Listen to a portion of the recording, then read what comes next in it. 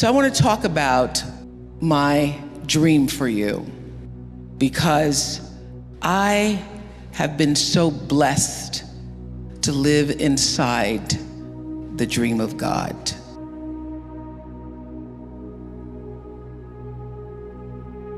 I figured out early on, I had these dreams for myself. I used to tell my father, I'm going to live in a house on a hill. I'm going to have $1 million.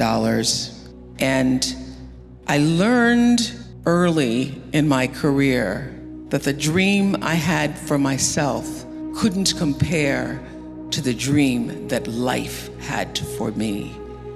So I figured out how to lean into life,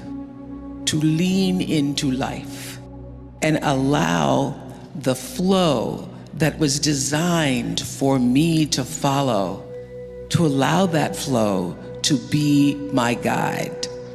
And every decision I've ever made has come from listening to the flow that represents the truth in me that is also the truth in you. You already know the truth. You've been making decisions, having choices fulfilled throughout your life since you were a kid.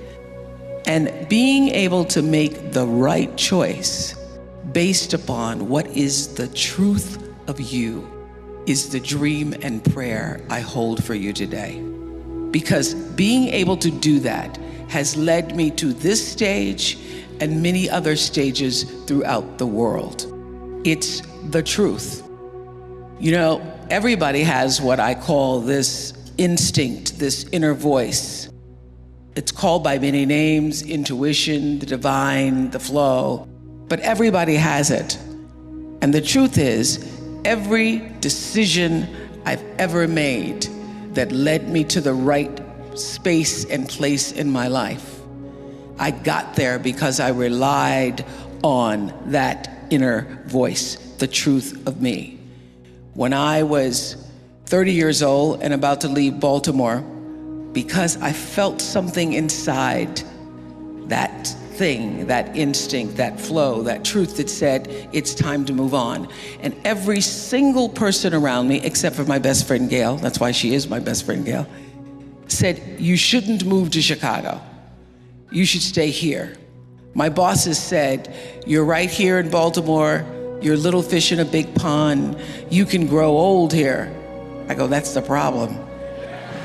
I don't want to grow old doing the evening news here. So I listened to that inner voice that said, go. And I knew whether I got the job in Chicago, which of course I did, or not, that it was time to leave because the truth of me was urging me forward. And every decision I made after coming to Chicago, when everybody said, you should just take a salary. It's too big of a risk to own yourself, to own your show. What if that show fails? Then you're stuck. I said, I'm gonna bet on myself, because the truth of me, the inner voice that I was allowed to get still and feel, said, take the risk, bet on yourself. Every decision I've ever made, I've come back to that space and allowed myself to live in the place of intentional living. About 1989, after I'd been doing my show for 3 years, I ran across a book called The Seat of the Soul by Gary Zukav. And in it, he talked about how every action is followed by a reaction, which we all know is the third law of motion in physics. But he also said that before there's even a thought or an action, there is an intention. Something struck me about that. There's an intention that it precedes every thought and every action, and the outcome of your experiences is determined by the intention. At the time, I was the kind of woman who tried to do everything that everybody wanted me to do, because I just started making money. The amount of money I made was being published. I got a lot of cousins instantly. A lot of people I used to know in school and friends of mine who all needed things. And I had problems saying no So this principle of intention is what literally saved and changed the trajectory of my living, because I started to make my decisions based on what I intended, not just what somebody else wanted me to do or what I thought would please them, but what do I really intend to happen from the outcome of this decision or this choice? And so I started to apply this intentional living and this intentional thinking to everything in my life. I said to my producers, do not bring me a show or an idea unless you have a clear intention about why we're doing it, what you want to say, what you want the outcome to be. And changing the paradigm to from just doing a television show, from just being on TV, to actually intending to be of service to the viewers, changed the trajectory of the show.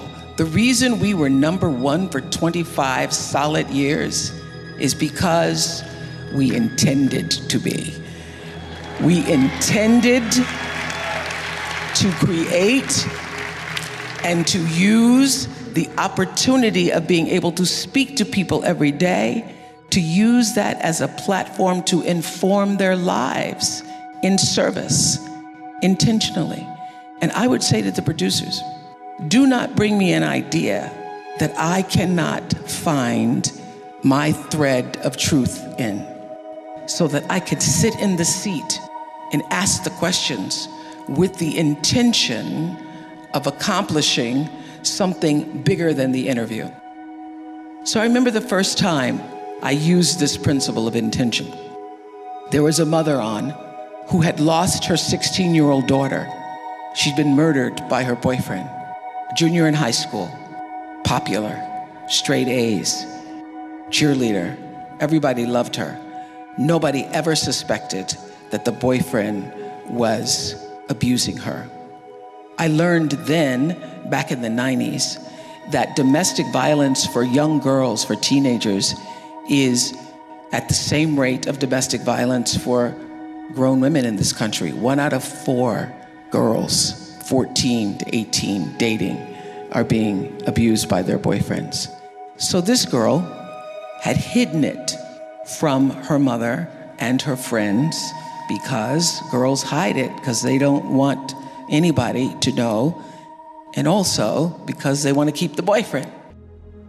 So I went into the green room and I asked the mother, please tell me why you're here. What is your intention? She said, I'm here, Oprah, because your producers asked me to come. I said, but what is the reason you said yes? What is your true intention in being here? And she said, I want people to know that my daughter's life was bigger than her death.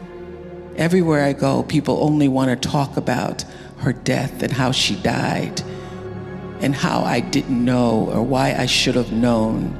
But I want people to know that my daughter, our daughter, was loved. She was loved by her siblings and loved by her friends, and she loved us, and she had a life that was bigger. And I said, good, I can do that. I can make sure that people know that your daughter's life meant something, that her being here on the planet Earth for 16 years truly mattered. And here's my intention. I want everybody who hears your daughter's story to be able to see their friend, to see themselves, and to know that to remain silent can be a killer. And so every question that I ask you comes from the point of view of an intention to serve the life of your daughter so that her life would not have been in vain. That's the first show I won an Emmy for, when I aligned the intentions. And since that time,